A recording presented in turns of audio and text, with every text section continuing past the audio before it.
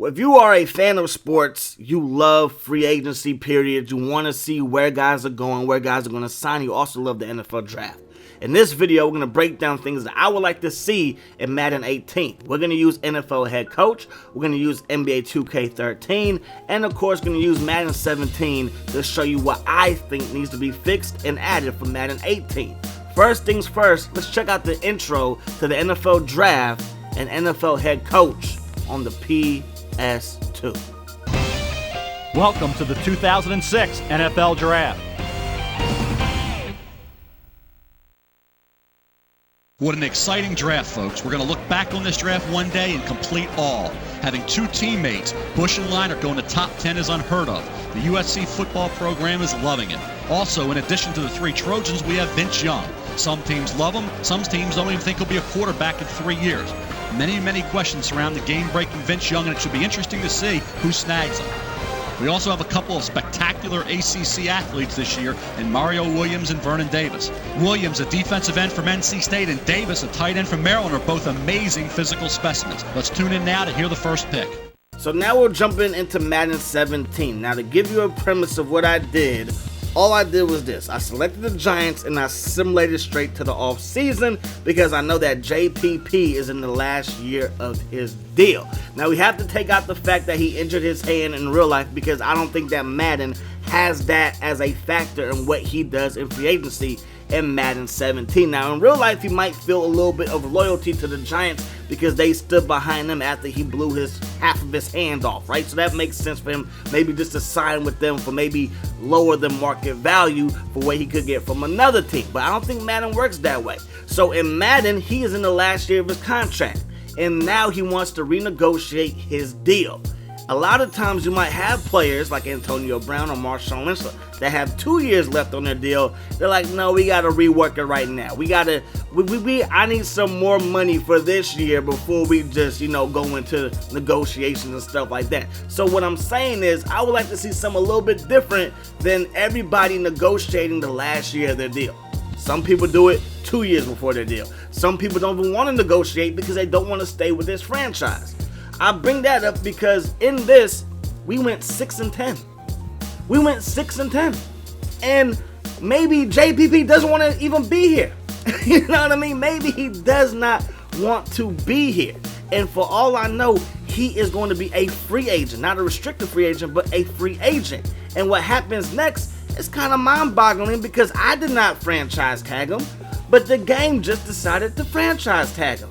And he is going to become the highest paid at his position, which he might not mind. He might not mind that. But it's like that with everybody who is a free agent. If you want to franchise tag Eric Berry, no problem, Madden 17. He's not going to hold out. You don't have to worry about him becoming the cancer in the locker room, and that might not be the best term for Eric Berry, so I do apologize. I did not mean to be insensitive, but you know what I mean. Try to split the locker room up and stuff like that. He's not going to be that kind of guy if you franchise tag him in Madden 17. But in real life, when there's contract disputes, you can have a locker room become divided. And that's one of the reasons why the Patriots are so good. If Randy Moss has an issue with his contract, okay, well, you're gone. Like, get up out of here. Same with Deion Branch and a whole bunch of other players that once played for the Patriots. So now on your screen, we have Martellus Bennett, who just won the Super Bowl with the New England Patriots, and he wants to get paid. And hey, that's fine. I just wish that they would say that, he's looking to become the highest paid tight end or the highest paid player at his position, yada, yada, yada. There should be certain players that are just in it for the money. Show me the money. That's all they care about. Other players should maybe be focused on winning a championship, playing for a contender, having their family in a certain state or area in the country. Like, I think all those things should play a factor. It shouldn't just be whoever throws the most money at this player is going to get him. Now, I think that that's okay in certain situations, but it shouldn't be what happens in nearly every situation in Madden NFL. Now we're looking at 2K13. Now, if you remember this is the My Career mode, and that's the prospect, right? And you're talking to the GM. What I'm saying is, let's flip this. you're the GM and you're talking to a prospect, you're interviewing somebody at the combine, or you're talking to somebody in the free agency period, or you're talking to somebody's agent in the free agency period. So we will be the guy on the right talking to the guy on the left, and we want to see where his mind frame is at. What is he looking for? Does he want to be the main starting running back? If you're like a LeGarrette Blount and you've been like in a two-man rotation your whole career, do you want to try to be that main guy? So maybe that kind of forces your hand to play someplace else. Now anyways, let's see how they do the draft in Madden 17. Buccaneers are now on the clock. Buccaneers have made their selection. What can we tell you about them? That's why we have Adam Schefter. When I ask scouts around the league what his biggest asset is, they always point to his father. His dad is a high school coach that knows how to consistently finish in the top of the school's division. Now, I cut it off because basically all he was going to talk about was this prospect's dad. That was the first person taken in the draft, and they talked about his dad. Another issue that I have is that Trey Wingo just says now the Buccaneers are on the clock. Now, welcome to the 2017, 2018, 19, 20, 2021 NFL Draft. It was just the Buccaneers are now on the clock. This is the guy that I selected. There was no commentary on him. I thought I did a pretty good job. I did no scouting, but somehow I was able to land an 81 overall outside linebacker with a top 10 pick. I was pretty proud of myself. They said absolutely nothing. Now, an NFL head coach, they have some guys that they are going to talk about, like Reggie Bush, like Mario Williams, like Vince Young, like Matt Leinart. But they also have commentary on the guys that maybe are not as well known. Yep. And I like that. I liked it a lot. I like this even more. Instead of having just screen after screen after screen, have everything be unique. Have everything be individualized. If you're a player, maybe you're chilling at the draft in the audience. You know what I mean? In the green room. If you are a player, maybe you're at home in your apartment or at the, at your parents' or grandma's house and stuff like that. If you're a coach, GM, you're in the war room. So the guy that I was talking to wanted us to take AJ Hawk. I'm like, we're not taking AJ Hawk. So in the commentary, the guy says, whoa, no. Are you kidding me? Like, no, we're not doing that. So we're going to take Reggie Bush, and of course, a lot of people thought that the Houston Texans were going to take Reggie Bush anyway, and we're going to see what happens. Listen to the commentary. The Texans have made their selection. The Saints select next.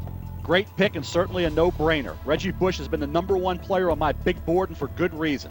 They're getting a kid who can hurt a defense in so many ways. I think Reggie Bush's game will translate to the NFL without any problems at all, much like the Rams did with Marshall Faulk. I think we will see Bush line up at receiver occasionally. It will create mismatch problems at any time for a linebacker when they're forced to cover him in the open field. He shows a great burst, very, very rare change of direction, and has the vision that coaches just can't teach a running back. Again, excellent pick here, and I think we'll finally see a Heisman Trophy winner turn into an all-time great in the NFL. So that kind of thing happens with all the picks in the whole draft. Whether they were household names like Reggie Bush or Vernon Davis or A.J. Green, there was some type of commentary on them. I loved how he compared Reggie Bush to a Marshall Faulk. For today's NFL, maybe Christian McCaffrey could be compared to a scat back that's in the NFL currently. Maybe he reminds him as a Jamal Charles, or maybe, as everybody's saying, he can't play halfback for whatever reason. He's not Danny Woodhead. Let's put him in the slot and make him a Edelman or whatever. So to me, there should be a little bit more than just cut and dry, just copy and paste for every single player in the draft for Madden NFL. To me, there has to be something a little bit better than what we have gotten. Now, if you want to hear the rest of the guys, I can make a video. Just let me know down in the comment section below that you want to see some NFL head coach on the PS2. I don't plan on playing the whole game because, I mean, hey, it is a little bit tedious, but I feel like they can take some things from this game, put it in Madden, and it should be solid. Like when Superstar Mode back on the PS2, you were living in an apartment, you got a big contract, you moved into a mansion. If you were the coach or the GM, you had an office that you did all your things in. It wasn't just some spreadsheet, it wasn't just some screen and stuff like that. It made you feel almost like you were a GM or a coach. It made you feel like you were a player. It separated the game modes. It separated career mode from head coach to owner, and I think Madden has to get back to doing that. Now again, that's basically going to wrap it up. If you want to see some more of NFL head coach, to see the whole commentary, the whole draft, just the whole getup of it, because it is pretty cool. It does take a while to do because there's so many things that you have to do, so many tasks, but I'm willing to make a video on that. But that's going to wrap this one up. Hope you guys enjoyed the video. As always, I enjoy bringing it to you. I hope that the rest of your day is the best of your day, and I'm going to see you guys next time. Peace. Hot sauce.